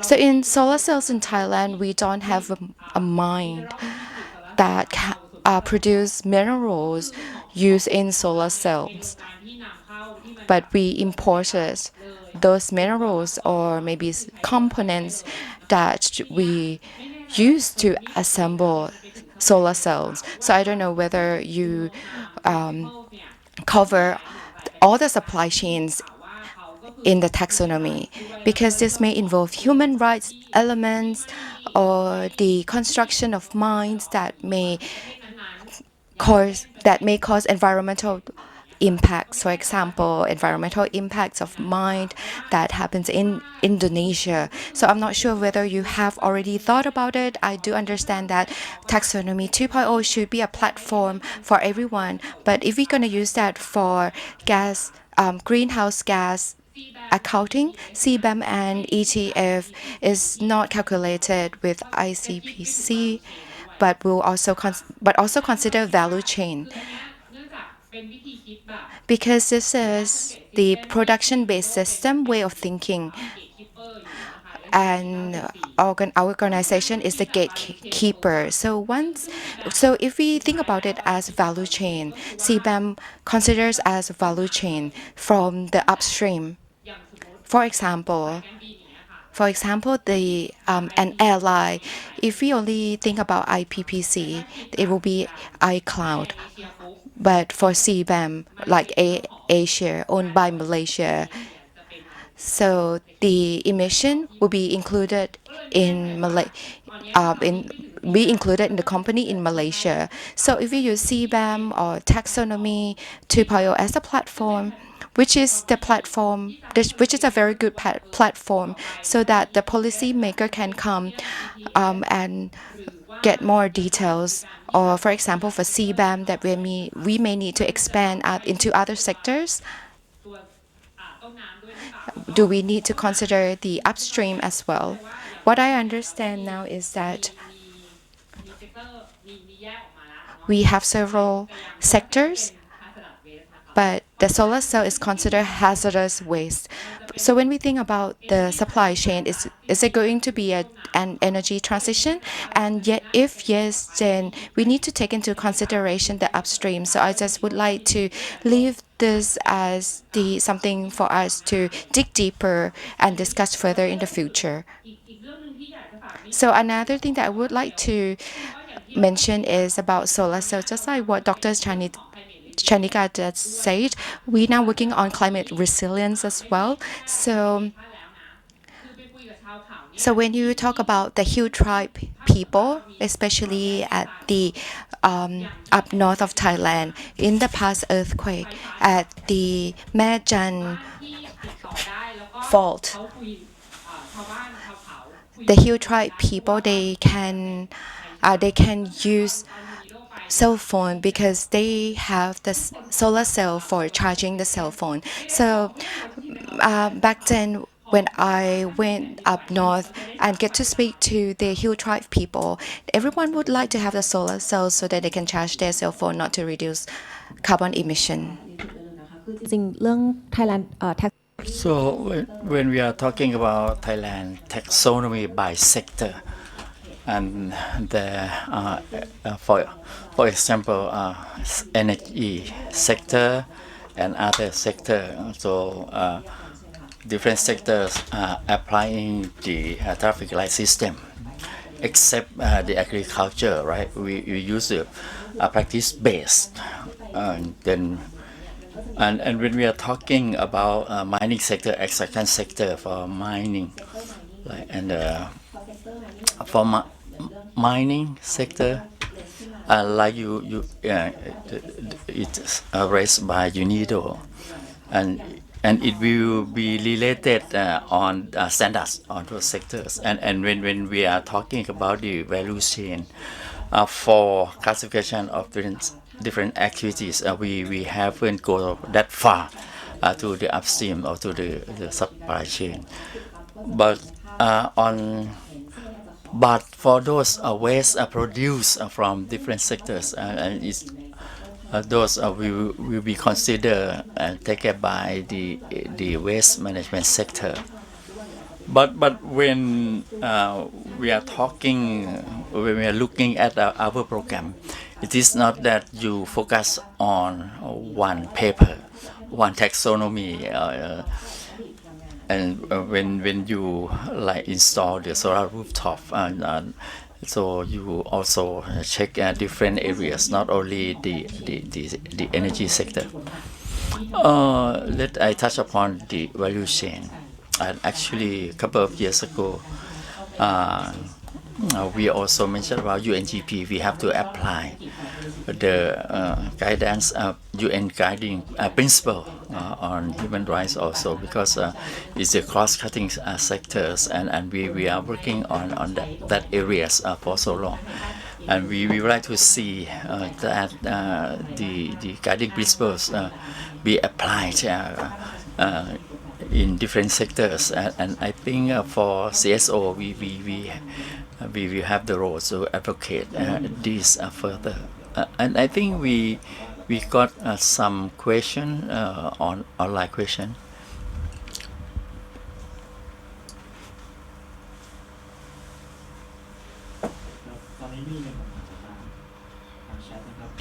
One question from chat room asking คุณ Wichayapat asking about further clarification on do no significant harm applying to plant-based meat production.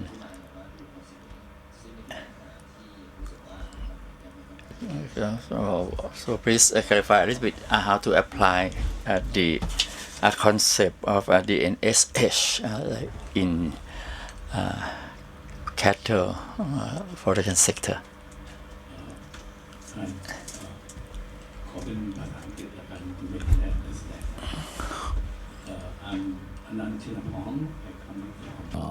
I'm the chairman of Thailand Authorized Custom Broker Association.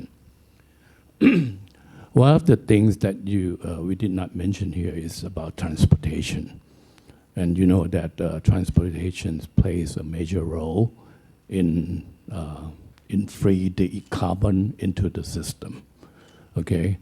And we all know that today, Lam Chabang, we have really serious traffic jam in Lam Chabang. A truck driver may wait maybe 10 to 18 hours just to deliver one container to the pier.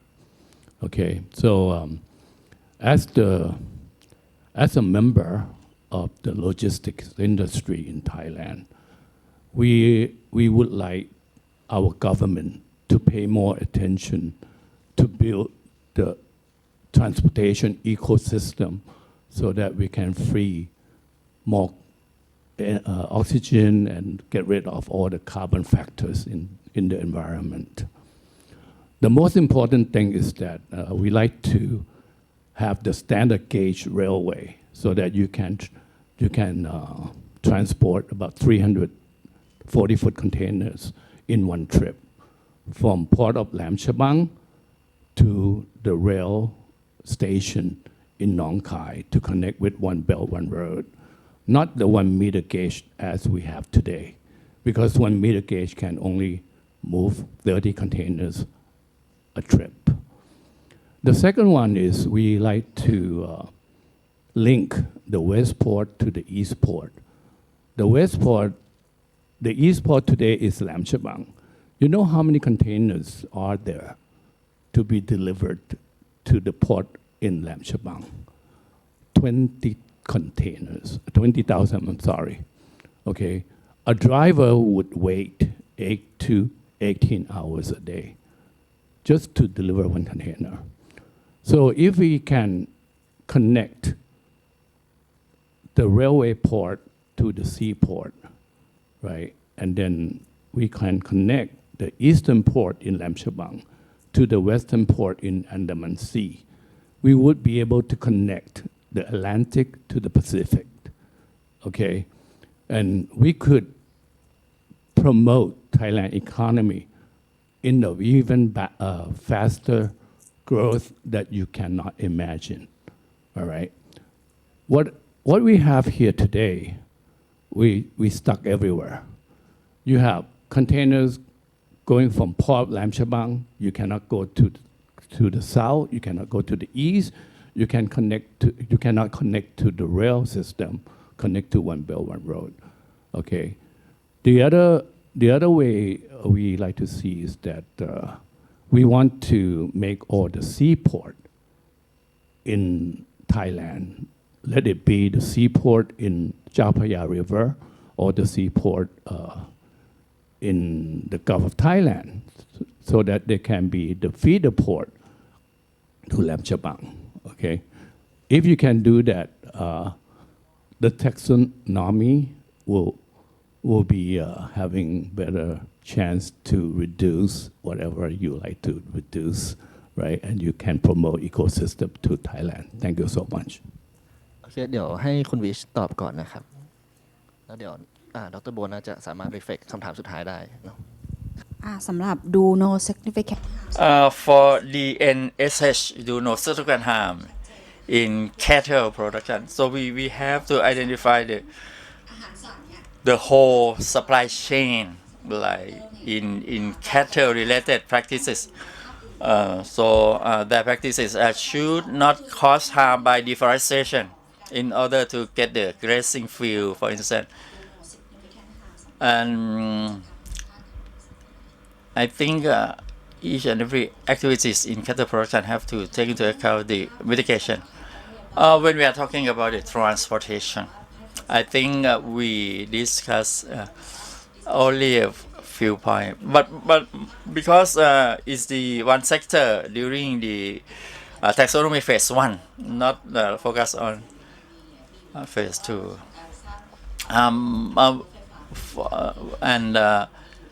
For taxonomy phase 1, there are discussions related to the EV, and there are certain points related to the rail transportation. And but for those key projects is not the transitional activities. With regarding the rail transportation, we only use the 1 meter gauge.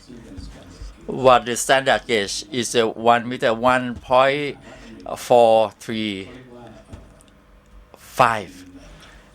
Like in the United States, they considered is the land bridge, so they can provide the rail transport from the west coast to the east coast, and they like in total is 300 bogies, 300 cars per each ride. Unlike in Thailand, if we like enhance, we can expand into standard gauge. But why in Thailand? Right now, for the high-speed train, we already like apply the standard gauge 1.435 meters. But if we like expand the same to certain rail stations, for instance, in Nong Khai province, in the port in Ranong province, and we can provide the direct connectivity. We can like provide connectivity from the southern coast to the providing for Pacific route, and for the southern south ports right now. Those ports cannot accommodate the rail. We only use the 1.13 meters only. So if we have the connectivity to One Belt One Road, I think we gonna have the growth. I think our time is up for Q&A, and thank you very much for the live online audience and the live audience here. Thank you very much, all the panelists and the audiences here. And again, I would like to emphasize that it's a living document, our Thailand taxonomy. If you have any concerns, any points to raise, please contact me. We provide emails for you. And thank you very much.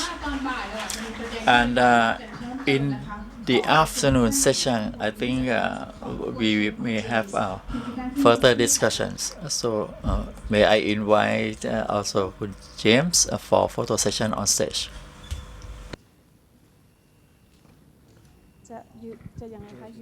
This afternoon. Just a photo.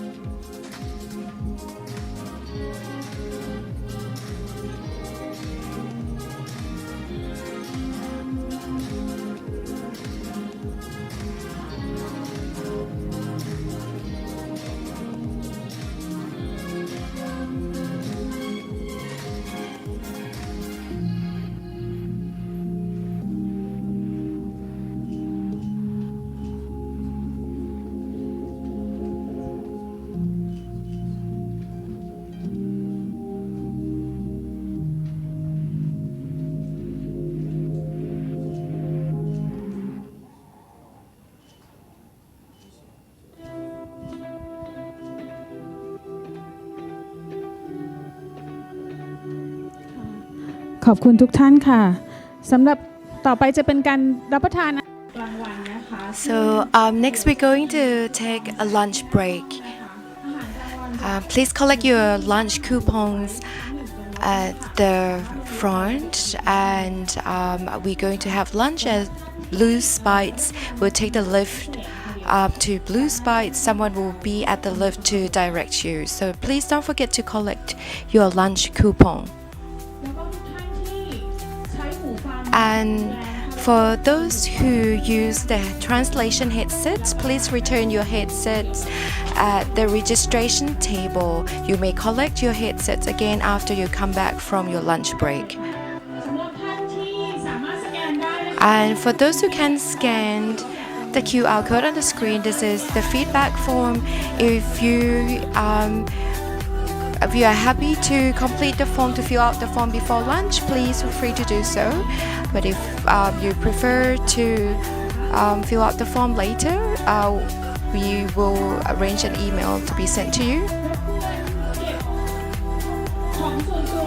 So please make sure that you bring your belongings with you to lunch, as we're going to rearrange the tables for the afternoon workshop session. Lunch is at the first floor